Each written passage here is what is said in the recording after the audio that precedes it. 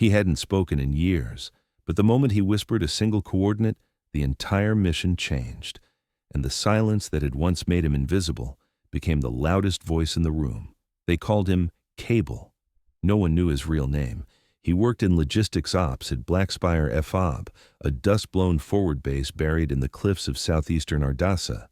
Every morning, he wheeled his battered comms cart between bunkers, checked antenna nodes, fixed cables, then vanished back into his corner of the server bunker. He didn't salute, didn't eat with the others, didn't speak, not once.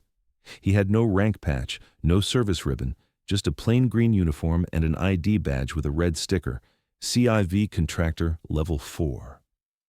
Rumor said he was mute. Some said trauma, others guessed espionage protocol, most just forgot he existed. That was fine with him, because he wasn't there to be noticed. He was there because someone in command needed him close, but not too visible. Sergeant Nina Callan didn't like mysteries. As the tactical coordination officer for Bravo Squadron, her job was to know every face, every record, every risk.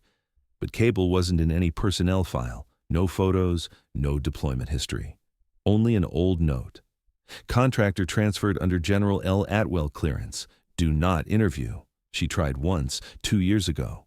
He just stared at her, didn't blink, didn't frown, didn't nod, just silence. And that's when she started paying attention, because no one stares that still unless they've been trained to not react. Operation Iron Rook was supposed to be routine. Intercept a rogue convoy moving through Red Zone Delta. Isolate, capture, extract, 12 operators, 3 drones, air support on standby. The only variable? Terrain. The Red Zone was infamous for jamming tech and screwing up GPS triangulation. Drones failed regularly. Maps were outdated. Even the old-timers avoided that stretch. At 0300, Bravo deployed. By 0427, they had boots on sand. Everything looked clean, too clean. By 0445, the first comm blackout hit. The drones lost signal. Satlink glitched. Base couldn't track the team's position. Callan's screen showed nothing but static. She called up the comms division. No one had answers, except one man had already moved. Cable. He was rewiring the satellite junction without being asked. When an officer barked, "What the hell are you doing?" He didn't look up. He just tapped a coordinate on the side of the console. Grid 14 Gamma, sublayer 7. Silence. Everyone froze, because he spoke. First time in years. And what he said wasn't random. It was the fallback grid code for a classified underground corridor system, one that hadn't been used in over a decade. No one outside Special Recon knew it existed. Except, apparently, Cable. Callan acted immediately. She rerouted the surveillance node to 14 Gamma. That's when they saw it. Infrared signature, heat bloom consistent with a mobile ambush team, directly ahead of Bravo's path. They were seconds from walking into a kill box. Callan opened the emergency comm override and screamed, "Change course! Echo arc now! 30 degrees northeast!" No reply. Seconds passed. Then one word crackled back. "Copy!" The team broke right. Seconds later, 3 mines detonated on the trail they would have taken. No one at the base cheered. They stared. At Cable, who had gone back to silence, tightening a bolt on the console like nothing happened. That night, Callan pulled every classified record she could access. Most files were blacked out, but one note had survived in a forgotten logistics archive. Asset designation, Ghost Echo 017, Infiltration Specialist, Recon/Deep Grid. Familiar status, killed in action, year 2013. She cross-checked it against Cable's ID, fingerprint match 98.4%, which meant he wasn't supposed to be alive. Back in her quarters, Callan rewatched the mission feed, slowed it down, zoomed in on the data flicker from his input. His coordinate correction had been too fast, not just trained, memorized, as if he'd been there before. At 200 hours, she found him alone in the server room. "You were Ghost Echo," she said. He didn't react. "You're the reason they're alive." Still nothing. "Why now?" That's when he did something unexpected. He stood up and walked over to the wall safe. He opened it with a code no one had ever programmed. Inside, a single folder, red cover, no markings. He handed it to her, then walked out. Inside the folder, maps of Red Zone Delta from 2011. Not topographical, tactical, every ambush site, every tunnel, every extraction point, and one note written by hand. They're reactivating the old grid. She flipped the page. There was a photo, an old team, all faces blurred, except one, a younger version of Cable, with a patch she didn't recognize. Beneath it, a name, Corran. She whispered it aloud. Corran. Behind her from the shadows, his voice, only the second time she ever heard it. Don't say it again, not as a threat, as a warning. Like the name itself could trigger something, and maybe it could. Because Corran wasn't just a man. He was a ghost, a code name, buried with a mission so classified that even its failure had been erased. Until now. Callan didn't sleep that night. She read the file cover to cover, every diagram, every note, every old marking that had no business being in a modern field of war. The old grid wasn't decommissioned, it was recycled by someone who hoped no one alive would remember its weaknesses. Except Cable did. The next day, Base Command launched an inquiry. How did he know about 14 Gamma? Who authorized him? Why was he listed as KIA? Cable, no, Corran, remained silent. He returned to his daily routines like nothing had changed. But in the operations wing, things were shifting. Major Kenner, head of tactical doctrine, requested a one-on-one with him. It lasted 3 minutes.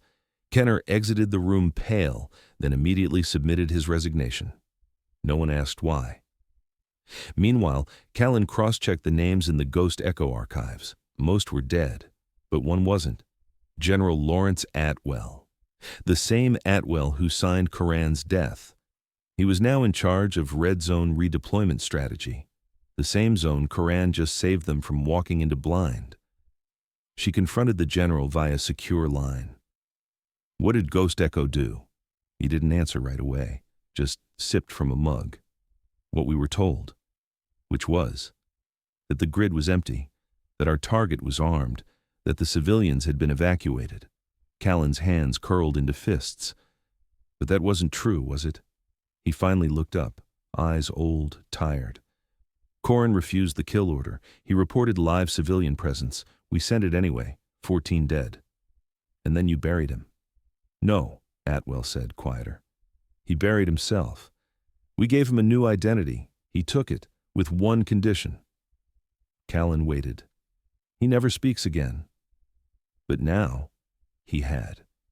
And that meant something was coming. The next mission into Red Zone Delta was approved anyway. New team, new maps. But Corran had already started mapping the trap. His hand-drawn overlays perfectly matched old kill zones, now renamed, disguised as natural terrain features. Same structure, same intentions. Only now it was bait. At 2300 hours, Bravo was preparing to deploy. Corran walked into the briefing room, unauthorized. He placed a folded map on the table. No words, no gestures, but one circled point. S-12R, the same fallback corridor he used to save the team. We're not sending you in, Callan said. We're pulling everyone. Too late, came the reply. A junior officer ran in. They left early, tried to beat the dust storm. The base went cold. They were already walking in. Callan turned to Corran. You have to guide them. No response. Corran, please. Still silent. Then he stepped forward, reached for the ComSat and said 3 words. Channel, open, now. For the next 11 minutes he spoke like a ghost reading his own obituary. Not loudly, just precise. Exact vector corrections, crosswind warnings, underground reverberation cues. Twice his voice cracked, not from emotion, but from strain. Like it hurt to speak after years of silence. But every time he spoke, a soldier stayed alive. Then the worst happened. A secondary IED chain was triggered by a drone. Communication blackout. All feeds lost. The team was surrounded. Then, static cleared. A whisper. Southeast wall. Breach point. 3 meters. A pause. Run now. Seconds later, the entire ridge exploded. Dust covered the cams. Then, movement. Silhouettes running. One by one, they made it out, all of them, not one casualty. When they returned, they didn't cheer. They stared at the man who saved them, the one they'd ignored for years, the one who never spoke. Until now. Back in the command room, Corran removed the headset. He walked to the console and typed something into the system manually. A name appeared on the screen. His name. Corran, L. Status reinstated. Then he walked out. The next day, Callan found a small envelope in her quarters. Inside, a single line written in faded ink. Sometimes silence protects, but sometimes it buries the truth, and beneath it, an old patch, Ghost Echo unit insignia, and his badge, torn in half. Corran was gone, no sign out, no footage of him leaving, just vanished. Again.